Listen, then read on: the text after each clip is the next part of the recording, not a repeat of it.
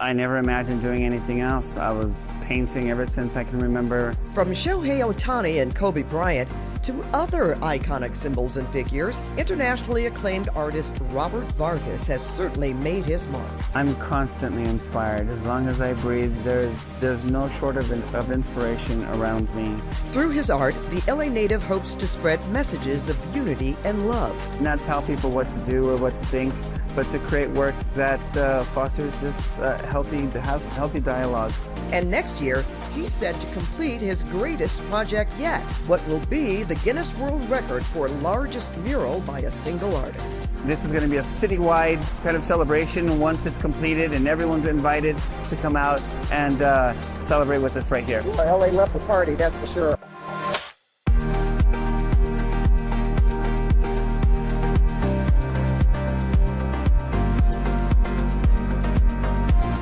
Welcome to The Conversation with Pat Harvey. In this series, we'll dive into various topics and issues in a more intimate and unfiltered setting. As you can see today, we are outside the KCAL studios because my guest today is all about beautifying outside spaces. I'm talking about world-renowned artist and LA native, Mr. Robert Vargas. Robert, thank you so much for being here. You know, we are in front of the famous Shohei Ohtani mural that you painted that people from all over the world are coming to visit, even as we speak. Tell us how that project came to be. This was a project that I brought to the Miyako Hotel as something that I wanted to do to bridge communities, to show representation, especially for the AAPI community and the Japanese American community. I grew up nearby in Boyle Heights, which was also a Japanese American community at one point. So to bridge communities between the Mexican American and the Japanese American, and to bring this mural here where Shohei Ohtani was just about to make a splash with our team, has been incredible. It really has, and I'm just admiring how everybody knows who you are here. And these are people that, as you say, have traveled from all over the world, a lot of them from Japan.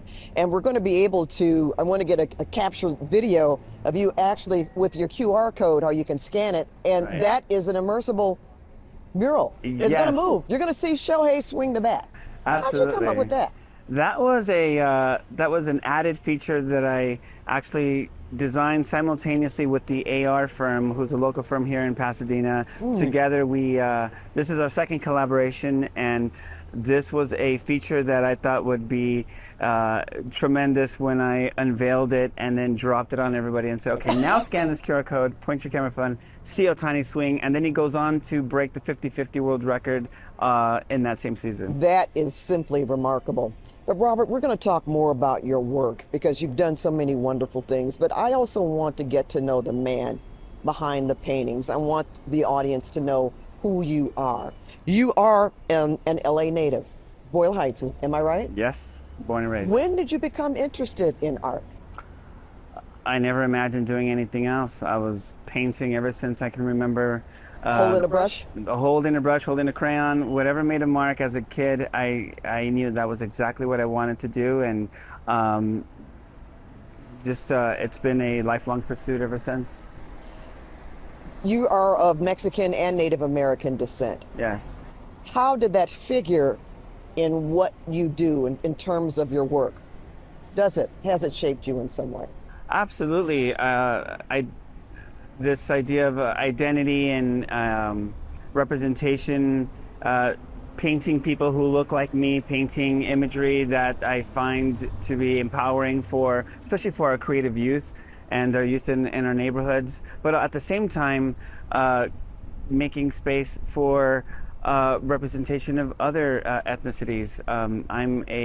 I'm born and raised right here in LA, but I'm for the world, and I really consider myself more of a global citizen. Well, you just got back from Brazil, and I know you're going to be traveling to Japan in a day or so. I want to ask you about the images that you come up with. You said you like painting people. Why is that so important?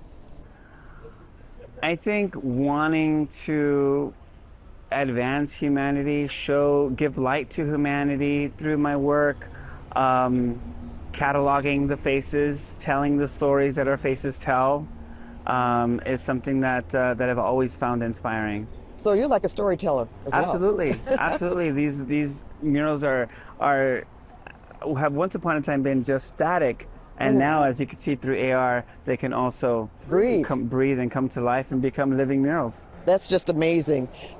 Were you ever professionally trained? Absolutely. I'm, again, born with the passion to create, but having the hunger and desire to want to really dive into it, and in order to do that, you have to go to school. So you did? I went to the LA County High School for the Arts here in LA, LACSA for short, and then went to Pratt Institute in Brooklyn, New York. Well, you also are so involved in the public spaces. And I think you did just explain why you liked to do that as opposed to more private settings. There's different facets of my work. There's the studio work that I do that shows in the proverbial kind of art spaces. So you do studio work? Absolutely. And I also do brand collaborations. For example, with Vans, I'm designing a shoe line with them that should be coming out at some point next year. But then there's the public mural work that I do, which I find to be really, really important, because what it does is it engages with the non-art aficionado, the everyday person, and also people that maybe don't feel that the traditional spaces represent them, or that they see art that they can identify with. So public art for me really can transcend a community and a space. Oh, that's beautifully said. I happen to be fortunate enough to be with you on one of those paintings. We were up on a scaffolding, and this mural of Shohei Ohtani is larger than life. There's one of Kobe and others that we'll see. Is there a reason that you really do you choose to paint in the clouds, for example? And how do you stay safe? Because you weren't nervous at all. Well, every wall has its own, I build my own relationship with it, but... I saw that too. Yeah, it's, I think that it just worked out that way. I mean, this is a very large space, large wall, but I think the image, the intention meets the size. But at the same time, some of my smaller works have some of the biggest impact as well. It's really about the intention. Robert, when we were on a scaffolding, I asked you, were you studying the wall? Because I'm not going to say stare. I'm going to say you studied the wall, and then you took out your brush. You didn't make a stroke on the wall itself, but you sort of envisioned, I guess, what you were going to paint. Right. Now, where does that come from in your brain? Well, there's a story arc when I'm creating work. There's definitely a whole narrative and conceptual process that goes into it, but I don't make the kind of usual sketch that you would think would go into some of these murals. For me, it's really about wrapping my head around why I'm doing it, and then once I know why I'm doing it, then how I'm going to do it comes together like a stream of consciousness, and that's what you saw. It's just like a lightning, and I'm kind of catching that well, lightning. it was something that I'll never forget, because I'm thinking all the time watching, like, how did he do that? What was the first major piece that you did? I think the first significant piece that I did, I was in the 5th grade, and significant because it was a piece that I created that was a citywide contest. It was actually for the DARE program, the DARE program back in the day, and it was a citywide contest that I won first place in, and my piece hung in Mayor Tom Bradley's office. Wow, well, that's pretty huge. Yeah, it was great for me at the time, and something I still kind of look back on whenever I'm able to go back to City Hall and for there other you things. Are. You're there. Yeah. I wanted to ask you, Robert, about how you go about doing this, or how would someone go about doing this? Do they commission you and you decide this is something that I want to do, or do you reach out to people yourself? I mean, I think I'm at a point in my career where, I'm definitely fielding more calls than anything, but then there's other projects that, that are passion projects that I want to do, and things that I want to say. So it's a bit of both. I was going to say, also, I would think people would ask you I want you to do something for me, and you might say, well, what do you want? And they say, hey, you decide. Okay. Yeah. If someone is commissioning me to do a piece of work, it's because they want a piece of. They've followed my work and they want to kind of showcase what it is that I do. So when I think of what I'm going to do, it's always kind of, I have creative control over that. Creative control gives me creative freedom, and that means I'm the best artist that I can be, and that would be the thing that they're commissioning. Well, and they trust you. Yeah, but I think that Obviously. there's a track record that supports that. Of course, yes. Well, Robert, you've featured icons such as we see Shohei behind us, Kobe Bryant, Fernando Valenzuela, Anthony Bourdain, who was a traveling, I don't want to just call him a foodie. He was such an inspiration. He told stories with food or while sharing with people. But there are also other women that you have also showcased and used as murals. What's the connection, or is there a connection between all of them? I've talked about sports figures. I've talked about Anthony Bourdain. I think with Anthony Bourdain, the connection is that when I travel, it's very similar in the sense where I'm, having the food, immersing myself in the community, having the conversations, and not coming into a space with a kind of pre-formulated idea of what I'm going to do there, but letting all of those connections inform my process, and then creating something that reflects and mirrors the community in which this mural has to live in. Mm-hmm. So that's the connection when it comes to that. And I love painting the everyday person, especially just, there's the people that we recognize, but then there's the everyday person, which I love to kind of give them space and turn the everyday person into monumental hero. That's beautiful. What particular piece has really touched you deeply? I know you're probably saying, oh, Pat, you're going to ask me pick one, but is there one specific? They're like my children. I have relationships with all of them in a way that is really site-specific to the communities in which they live in. So this particular mural, as you can see right behind us, these are people directly from Japan who are taking pictures of this mural. Yes. And my connection to Japan and my connection to this mural is this is the gift. This is really, really rewarding. And what's interesting about this, as you say, this is the gift. Shohei is still alive. A lot of the other people that we talked about have passed on. Did that have anything to do with why you painted them? In terms of honoring? No, the Fernando Valenzuela mural was set in motion shortly after this mural was created. Okay. And everything that leads up to a production like that, the day I painted that mural, the first day I started on it, it was the day he passed. Oh, really? So he had already known that this mural was going to be painted last year when I threw the first pitch in September, which is right about the same time that we're in here now. I told him that I was going to be painting this mural, and then he passed just almost a month later. Have you seen Shohei? Have you talked to him? I've seen Shohei. Haven't had a chance to have a lengthy conversation with them, but I know that that's coming. Actually, I'm heading to Japan shortly in a few days, and I'm going to be going to Oshu Iwate, where I painted another mural of Shohei Ohtani there, and the mayor is going to present a certificate. Wow. So it's really exciting to see how Japan is responding to the mural in Little Tokyo, and when you actually go to Japan. Right. Well, that's so impressive.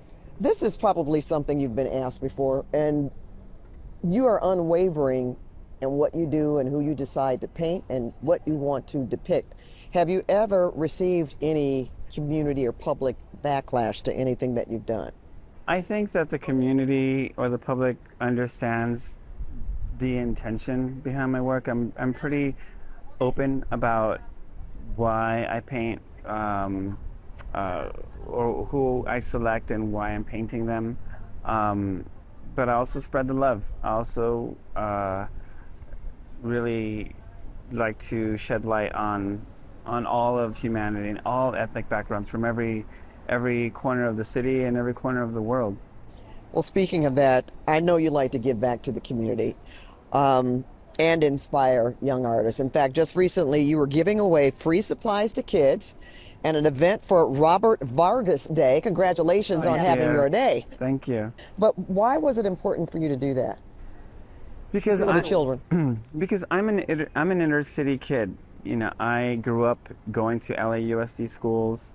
Right now, there's so much funding that's being deducted from the art programs in local schools, and sure, I have this day in my honor, which is a humbling achievement, but to be able to turn that around and give that day back to the community and use that day as a platform to show kids who look like me or just young kids who want to create that there's a pathway to this way of life and that they could succeed, and for me to meet the parents that bring the kids out and to show them that here's someone who's made it from going to the same schools that their kids are going to, maybe allows them a little bit of permission to give permission for the kids to be able to foster that creativity, because it's so important, not only for them as developing just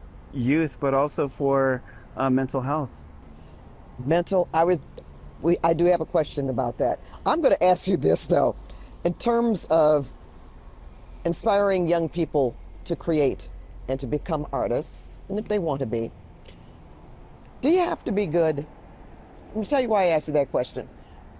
I really wanted to draw when I was a kid. Really? Oh yeah, I tried to draw that mad character on the in the back of the magazine. Yeah. You fold it up. Yes. And I always felt, well, I'm coming up short. I always thought that was a big deal to be able to really draw and create something that people could recognize. You know what the secret is? It's Tell in me. the ears. It's in the ears? Because I'm thinking, well, I could draw stick pictures, but I don't want to do that. Put the ears on them. So that's the answer. But that is really, that's an honest question. As I was telling you, do you have to be good? Not at all. I think that's when young artists, you know, it's funny, I'll ask the classroom, okay, how many of us consider ourselves artists? Half the class will raise their hand. Now, how many of us like to draw but don't consider ourselves artists? And then the other half raises their hands. And it's interesting to me because it's like, you're all artists, but what is blocking you is thinking that what happens when I show it to somebody, being afraid of showing it to somebody, being afraid of what someone might say. So I'm always encouraging people to just draw for yourself. Don't think about who's going to see it, if it's going to sell, if it's going to get on the board. If it's going to get on the board. Just draw for yourself, express yourself. That's why I give away these sketchbooks in these Robert Vargas Day community events, because it's really the gateway to imagination. Whatever is going on in your head will now live in that sketchbook. So draw for yourself, and then someday, if you want to show it to somebody, if you want to show me that mad magazine face that you come up with, then you can. But draw for yourself first. And probably get some joy from that. Absolutely. You know, you mentioned mental health. Can art be a healer for even like someone with a troubled soul? Yes. Art. That's why art is so important in these schools. It's so important to have access to these materials for kids to be able to express themselves. Otherwise, they'll find another way of expressing themselves. And you know, even as an artist drawing somebody, the act of me drawing somebody and the act of me drawing someone in public and allowing people to kind of take part in that process, even though I may not be drawing the person watching, they feel invested in seeing that process through, and together it becomes a kind of ecosystem of this kind of healing moment for all of us. You know, there's just as much of me in the drawings that I paint as the person that I'm drawing or painting. Okay, last deep question. how do you stay inspired? Maybe this is a twofold question. And is there ever a time, Robert, where you do have a hard time in terms of painting or bringing something to life? I'm constantly inspired. As long as I breathe, there's no short of inspiration around me. You know, someone recently asked me, if you were to come back as a person or thing, what would you come back reincarnated as? And I answered as myself, because I would love to pick up right where I left off and continue painting, keep going, because there's so much that I want to do. Oh, that's beautiful. Not many people could say that either. Really. We're going to look at another incredible piece of work that you've done. But while I have you sitting here, is there something that you really want to do now, or like, say, even in the near future, obviously, that you haven't done? Well, I'm currently painting what would be this Guinness World Record mural. So I want to complete that. That will be the largest mural in the world by one artist, which is just down the street. And luckily, this surface is right here in my hometown. So an added layer of responsibility for the messaging that I'm putting out there. So that is front and center up next.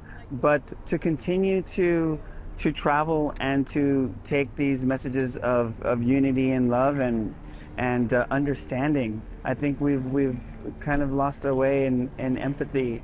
And through my work, I'd love to just not tell people what to do or what to think, but to create work that fosters just healthy dialogue to stay human. Oh, thank you so much, Robert. Thank you. We're going to take a little stroll down the street here and see that Guinness Book of Records painting that you're going to be doing.